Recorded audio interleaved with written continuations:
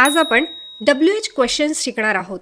सगळ्यात आधी समजून घेऊया WH वर्ड म्हणजे काय. तर WH वर्ड म्हणजे व्हॉट, वेन, वेअर, हाऊ हे जे वर्ड्स आहेत जे आपण क्वेश्चन विचारण्यासाठी वापरतो त्याचा उपयोग करून क्वेश्चन कसे तयार करायचे. सगळ्यात आधी बघूया व्हॉट.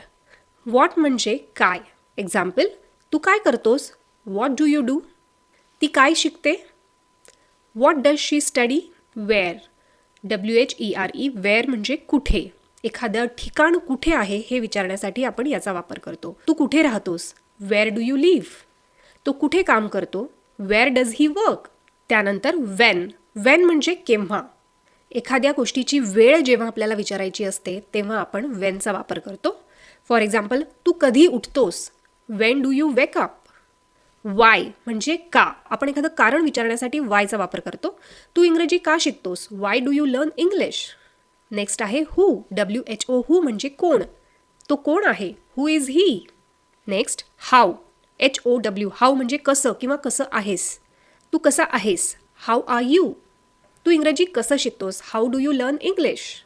तुम्ही सुद्धा या WH वर्ड्सचा वापर करून सेंटेन्स तयार करा आणि कमेंटमध्ये लिहा. आणि जर तुम्हाला अशाच सोप्या पद्धतीने मराठीतून इंग्लिश बोलायला शिकायचं असेल तर दिलेल्या नंबरवर आजच कॉल करा आणि तुमचा लाईव्ह क्लास बुक करा.